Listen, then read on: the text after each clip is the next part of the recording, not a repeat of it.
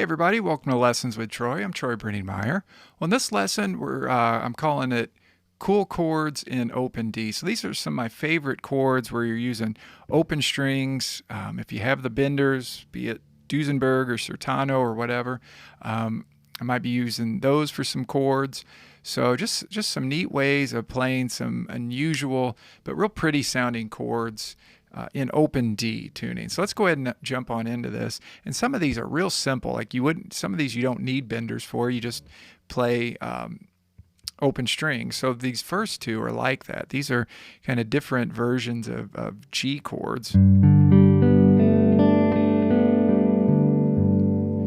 So this first one, measure 1, is a G add 9 chord, I'm calling it. I hope I get the names right on a lot of these, but basically it's like a G chord, but you're adding this A note, which would be the second or the ninth, and then the high D on top. So a real pretty sound. If you bring your bar back again, you get what I'm calling a G major 9, because you get your major 7th here. Granted, you don't have the 3rd in there, so it might be called, something different, but you've got that major 7th, the 9th, and then your 5th on top there. But this one I like a lot, measure 1. Now what I have been doing, I'll probably end up trying to make a song or some sort of exercise using this chord progression, going from this G add 9 chord in measure 1 to this in measure 3.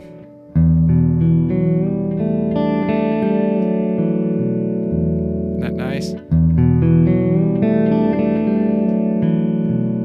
So I've got that tabbed out there. That's an arpeggio where you're playing with your thumb, strings 6, 5, well actually thumb and 6 and 5, and then index on 4. And then on that 3rd string, you're going to use your 3rd string bender to bring that up from an F sharp to a G. So that's our minor 3rd of an E minor chord. And then that A note, I'm calling the 11th. It's the 4th or the 11th. So I just do an arpeggio up my strings, then back down. String 6, 5, 4. Your bar here is pulled back, so you've got your open strings 1, 2, and 3, but your bar's just back here on strings 6, 5, and 4, right? So you just bring it up and then come back down.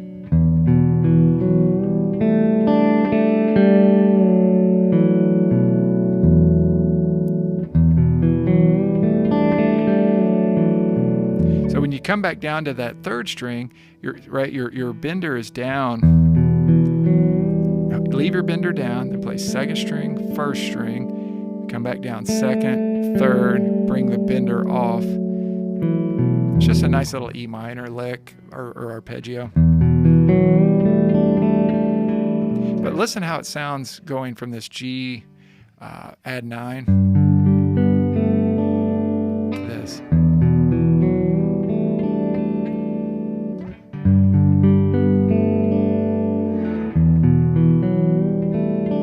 That's kind of what started me kind of exploring some of these other chord ideas. So let's go ahead and go to the next few chords now. Okay, so starting at measure 5, we move to a C chord. Now you could play C chord just like that, right, on your 10th fret, all the strings, but it sounds real nice to bring your bar back and have that open 1st string, kind of more of a C add 9 chord.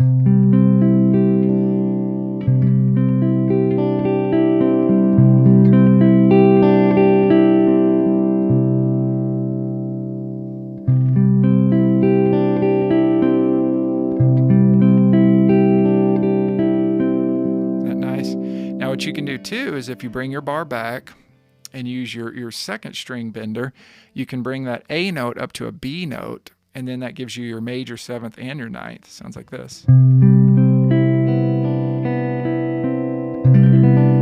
of got to take your thumb and kind of rake it, but I got that 2nd string bender down. Isn't that nice?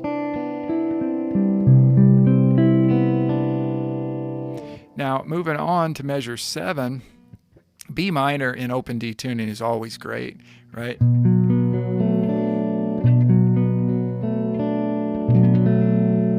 So this one can be kind of hard to get in tune because you have that unison note on your 5th string and open 3rd string. So your bar is pulled back here. You're on strings 6, 5, and 4.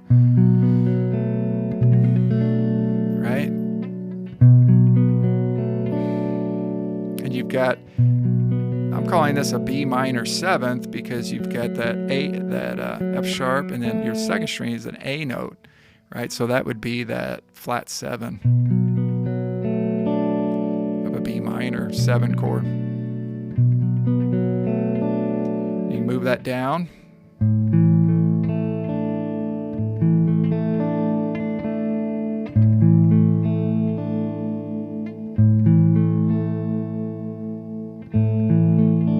So you got that unison note there on your 4th string and open 2nd string.